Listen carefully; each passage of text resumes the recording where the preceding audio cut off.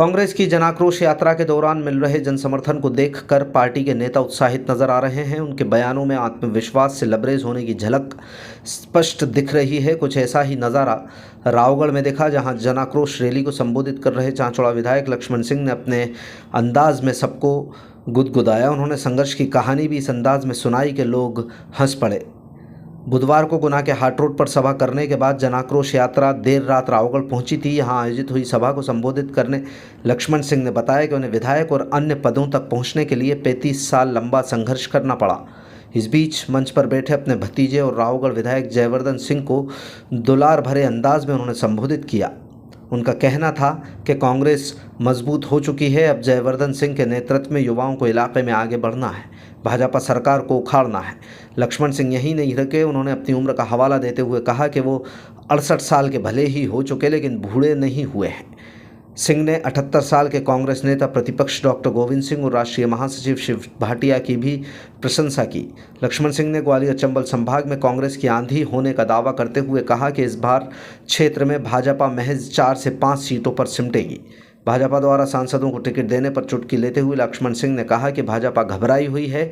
जो सांसद लोकसभा का चुनाव हार रहे थे उन्हें विधायक का टिकट दे दिया, लेकिन वो यहाँ भी नहीं जीतेंगे।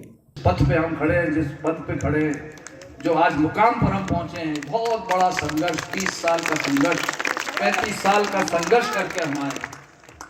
और जयवर्धन, तुम्हें तो पकी पकाई थाली मिल गई बोलना, चूल्हा जलाने वाले तो वही है।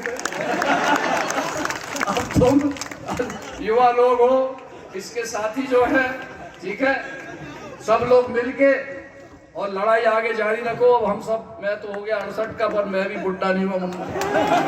जब दादा भाई जवान है तो मैं बुढ़ा कैसे हो सकता? तो और डॉक्टर साहब तो हम सबसे जवान है, वो सबसे बुजुर्ग है, मतलब उम्र सबसे ज्यादा है, लेकिन हिम्मत, हौसला, मेहनत, आप देखिए 78 साल में तो उनको विधानसभा में देखता हूँ लगातार। अभी ये यात्रा में ही देख लीजिए आप, यात्रा शुरू हुई और भाटिया साहब ये इतना मतलब मेहनत करने वाले हमारे सचिव महोदय AICC के हैं। आप देखिए 2-2, 3-3 बजे तक, रात तक चले आ रहे। 20 दिन हो गए, आज 25 दिन हो गए, आज भी पता नहीं ये कब हम लोग सो पाएंगे। तो ये संघर्ष से पार्टी खड़ी होती है और आज बहुत मुश्किल से कड़े संघर्ष के बाद हम लोग इस स्थिति में पहुंचे हैं कि आज एक अच्छे बहुमत से कांग्रेस की सरकार बनने वाली है और बनेगी, कोई रोक नहीं सकता। अब हम लोग जैसे पहले एक होके लड़ते आए हैं हमेशा, चाहे वो चांचौड़ा हो, ब्यावरा हो, राजगढ़ हो, गुना हो, ये हो, शिवपुरी हो, कोई भी हो, जहां जहां आपकी रिश्तेदारियां हैं, जैसा पहले होता था चुनावों में, जहां जहां आपकी रिश्तेदारियां हैं, आप जाइए, वहां जाइए, वहां करिए, पार्टी का काम करिए और ज्यादा से ज्यादा सीट ग्वालियर चंबल संभाग में अपने को लाना बहुत जरूरी है। और अभी जो यात्रा हुई है, हमारा आकलन ये है सबका, भाटिया जी का, डॉक्टर साहब का, कि ग्वालियर चंबल संभाग में भारतीय जनता पार्टी को 4-5 सीट से ज्यादा नहीं आ रही है, सारी की सारी कांग्रेस जीत रही है। ये कितना कुछ कर लें, कितना कुछ कर लें। और ये अभी सांसदों को इनने उतारा है विधानसभा में, ये मालूम क्यों उतारा है? क्योंकि ये सब लोकसभा हारने वाले थे। यानी लोकसभा हारने वालों को उनने विधानसभा में उतारा, और विधानसभा में भी हारेंगे, वो बता रहा हूं गारंटी से, क्योंकि विधानसभा में ये रहे नहीं, ये तो दिल्ली पड़े थे मंत्री बन के, तो विधानसभा में हारने वाले हैं ये। और ये इतने घबराए हुए हैं कि मोदी जी के नाम पर ये चुनाव लड़ते हैं लोकसभा का। और अगर इनको विश्वास होता कि ये मंत्री जो हैं, जितने ये खड़े कर रहे हैं, ये जीतने वाले हैं, तो मोदी जी के नाम पे भी नहीं जीत रहे ये। तो मोदी जी के नाम पर नहीं जीतने वालों को विधानसभा में उतारा है, और विधानसभा में तो ये बिल्कुल हारेंगे पक्का। अगर एक यात्रा डॉक्टर गोविंद सिंह जी को निकल गई इनके विधानसभा में, तो बिल्कुल सुपड़ा साफ है। तो साथियों, आइए हम सब मिलकर कांग्रेस को जिताएं। आप सब पधारे, बहुत विलंब हुआ, मैं भाटिया जी से, डॉक्टर साहब से क्षमा से पहले ये संबंध खून के हैं, ये संबंध परिवार के हैं, और अगर इन संबंधों को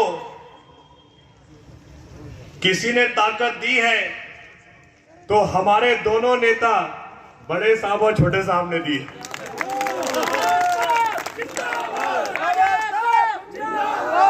पिछले 50 साल से हमने एक ही प्रयास किया है कि जो भी हमसे हो, जो भी हमारे कर्म रहे, वो सिर्फ भले के लिए रहे, कभी किसी का बुरा ना हो। हमने सदैव यही प्रयास किया है कि रावगढ़ के एक एक परिवार के लिए, एक एक व्यक्ति के लिए जो क्षमता हमारे में है, उस क्षमता के आधार पे आपके चरणों पर रहकर आपकी सेवा करने का प्रयास किया है। मैं तो लगातार आप सबके बीच आती रहता हूं, आपसे चर्चा होती रहती है, लेकिन आज विशेषकर हम सब छोटे साहब को भी सुनना चाहते हैं। और विशेषकर छोटे साहब के भाषण के बाद जो हमारे विशेष अतिथि आज यहाँ पधारे हैं शिव भाटिया जी, हम उनको भी सुनना चाहेंगे। लेकिन मैं आपसे एक ही बात अर्ज करना चाहता हूं।